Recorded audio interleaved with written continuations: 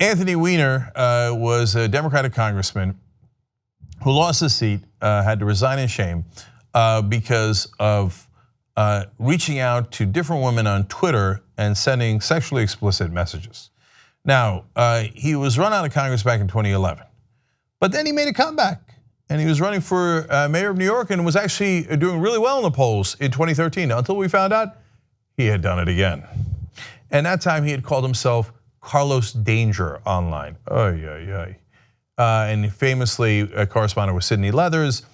She turned over a lot of those messages, as a lot of the people that he sexted with, and is there a word for sexual messages on Twitter? Swittered with. Anyway, but he never learns the lesson. He never learns the lesson. And then in 2016, he got busted again. Several different people, including an older woman that I say older because he got in trouble with an underage girl that I'm about to tell you about.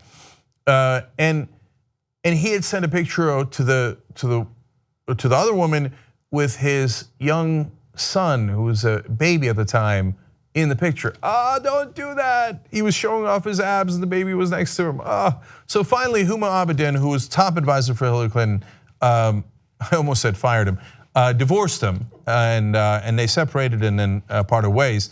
And of course, it wound up famously affecting the 2016 election because they had a separate investigation on Anthony Weiner, criminal investigation, because he had sent sexually explicit messages to a 15-year-old, which is what I'm about to tell you, the conclusion of that story now.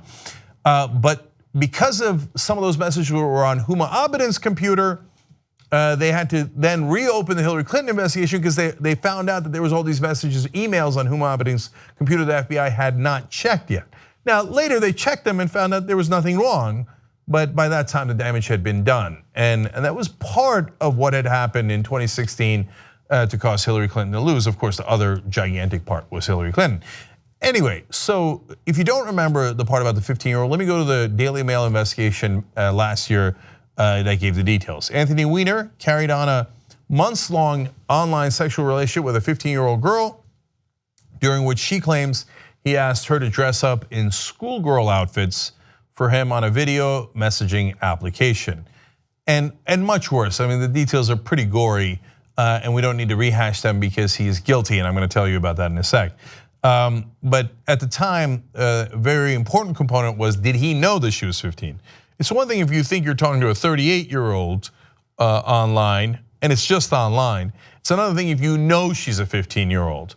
Well, Weiner was apparently aware that the girl was underage, according to the dailymail.com.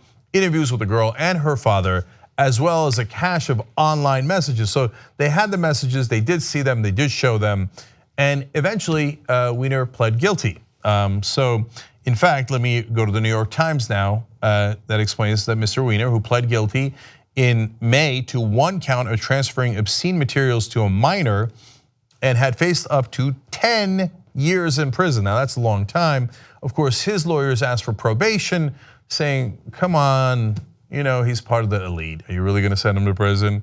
Of course, that was not their technical defense, but in essence, he's a good upstanding member of the community. He had a disease, he's fighting the disease, etc.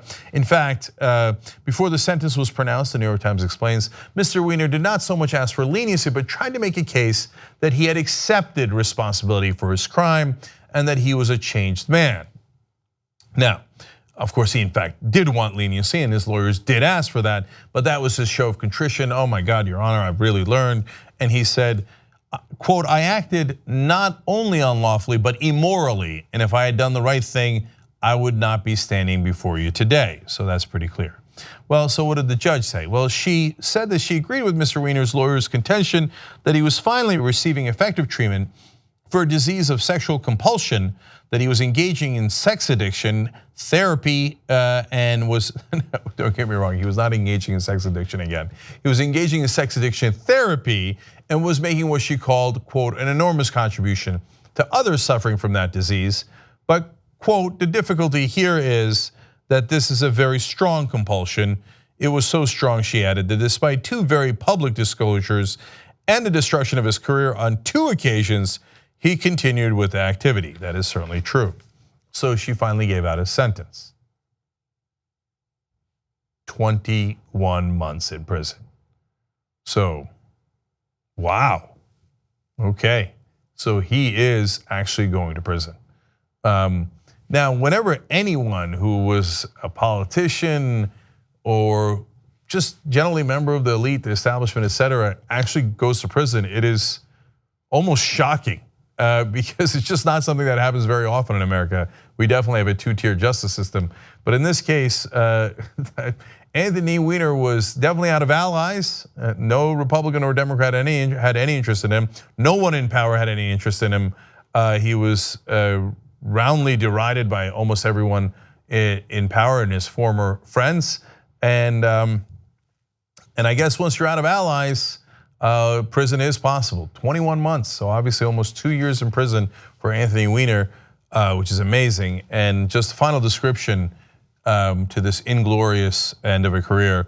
New York Times says that after the hearing ended and Judge Cote had left the bench, Mr. Weiner remained seated between his lawyers, Arlo Devlin Brown and Aaron Monju, at the defense table, bent deeply forward in his chair, sobbing, his face in his hands.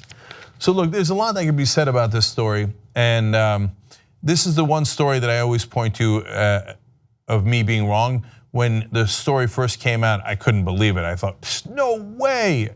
What was previously thought to be a smart congressman was gonna send penis pictures to women online. That's the craziest story I ever heard. And there was 1,000 false stories and allegations made up in the right-wing press earlier, not about him specifically, but overall. And so I said that I don't believe the story at all. Well, it turns out the story was true. I was wrong, and then he did it again and again and again.